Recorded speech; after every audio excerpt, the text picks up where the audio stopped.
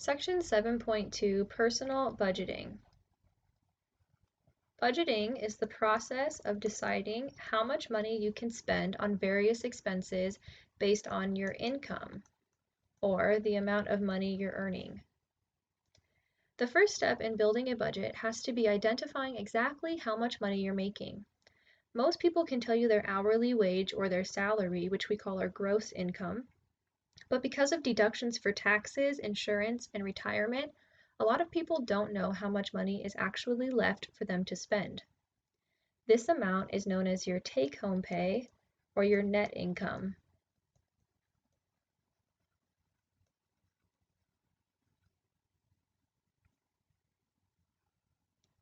Problem 1. Marco works at Target and gets a paycheck every 2 weeks for $367.84. What is his monthly take-home pay? Well, there's two ways we could do this problem. Here's our first way. The first way, you could just assume that there are 4 weeks in a month, which we know is not entirely true. Some months have 5 weeks, but this will give us a pretty rough estimate. So then all I would need to do is, if this is his paycheck every 2 weeks, then he must get 2 of these a month, or he gets $735.68 per month.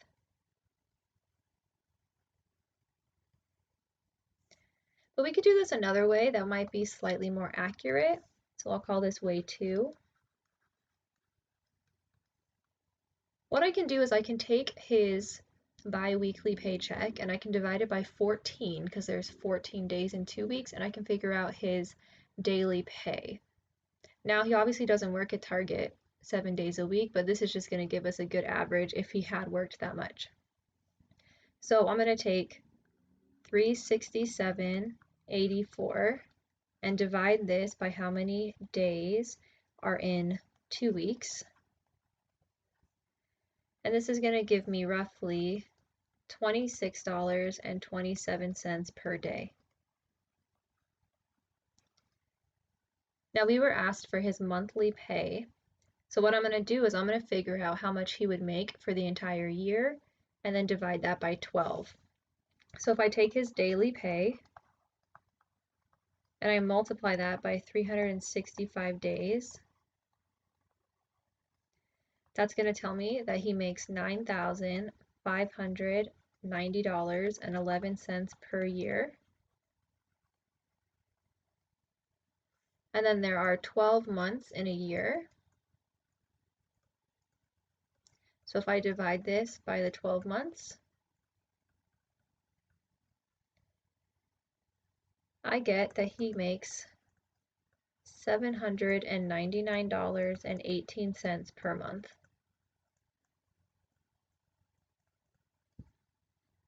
And this should be approximately as well. So it's a little higher than the one we got from way 1, but they're both fairly close. I mean, being off by almost 60 some dollars might not be the best, but it is a pretty good rough estimate to say you make about $740 a month, when in reality he makes closer to $800 a month.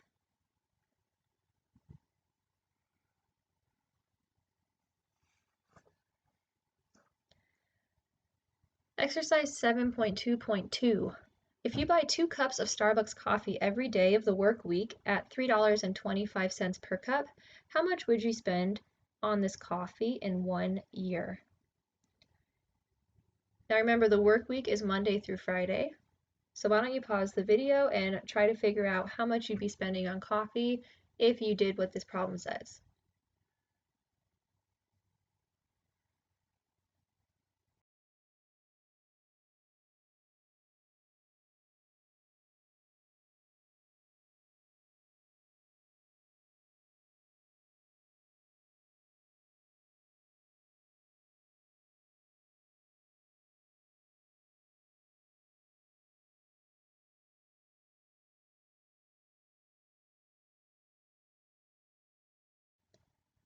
And you should have got $1,690 for the year spent on your 2 cups of Starbucks coffee every day of the work week.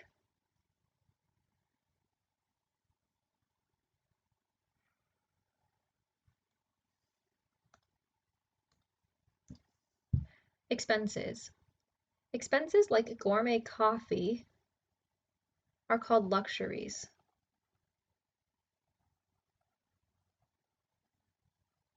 These are things that you can live without. You can't determine how much you can comfortably spend on luxuries until you calculate your necessary expenses.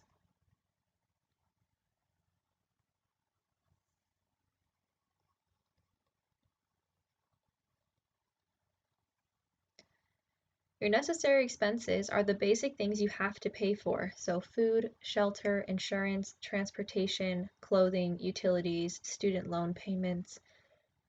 Now, some of these necessary expenses are what we call fixed. In other words, the amount you spend each month is consistent. Things that are fixed would be like your housing, insurance, utilities, loans, transportation. But other necessary expenses are what we call variable, meaning that they can change from month to month, like the amount of money you have to spend on food or clothing. In exercise 3, we have that Terry brings home $2,235.64 per month and has the fixed expenses shown below. How much can he afford to spend on food, clothing, and luxuries? All right, well, in order to figure out how much money he'll have left to spend on these other 3 categories, we first need to figure out how much all of these expenses cost him. So take a second and add up all of these values on your calculator.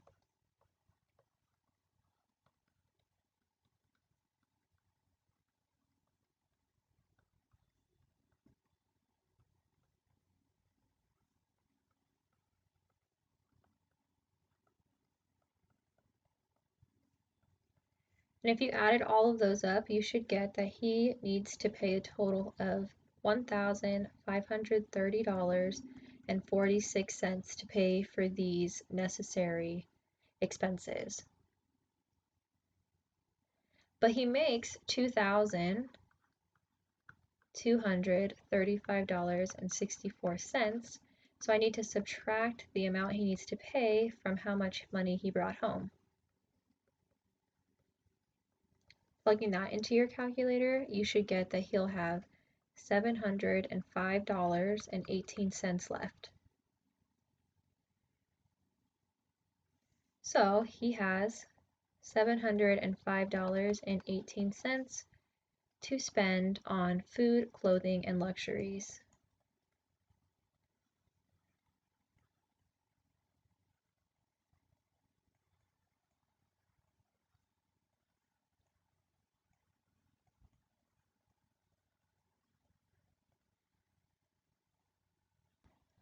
Problem 4, let's talk about Terry some more. So Terry goes out to dinner once a week with his girlfriend and spends roughly $45 every time. Assume a month has 4 weeks. Approximately what percentage of his budget after fixed expenses is taken up by these dinner dates? Well, if he spends $45 every time they go out to dinner and they do this 4 times a month, then he spends $180 a month on these dates. Take a second to try to figure out what percent of his leftover budget $180 is. Pause the video and then come back and check your work.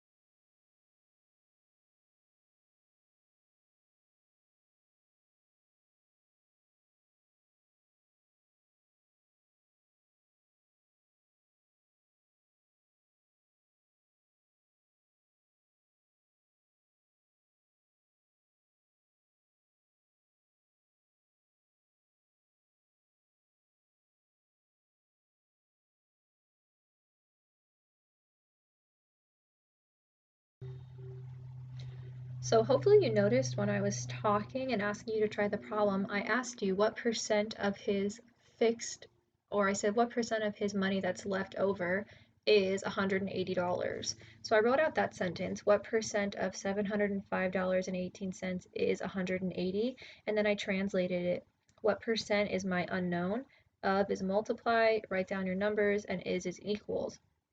Then when I wrote my equation closer together, I noticed that since these two things are being multiplied, I needed to divide away that 705. And when you divide by 705.18, you get roughly 0.255, which is 25.5% of his budget.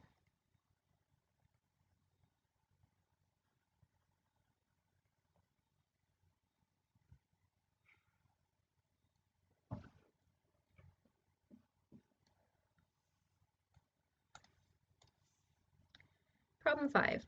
Determine how much money you would need to save monthly to prorate the given long-term expenses. So what that means is how much money should you save monthly, maybe like in a separate savings account, just to make sure that when these annual or biannual expenses arise, you'll have enough money to pay for them. If you only keep enough money for your expenses that happen every month, then you might not have a large enough fund to pay for these larger expenses that come up less often. So let's figure out how much money we would need to have. We can either do it yearly to figure out the months, or we can do it every 6 months to figure out the months, because the way that our quantities are given to us is car insurance is every 6 months, but tuition fees and books is once a year, and our renter's insurance is twice a year or 6 months. So if we're going to do it yearly, then I need to do 2 times my car insurance, because I pay that every 6 months, plus my books that I pay for yearly, plus my renter's insurance, which I pay for every 6 months or twice a year. So I need to multiply it by 2 to figure out how much I actually paid in the whole year. If you do this in your calculator, you'll get back $5,454.80 to pay for these expenses throughout the year. But I want to know how much I should save every month. So I'm going to divide this by 12 for 12 months in a year to see that I should be saving $454.57 per month.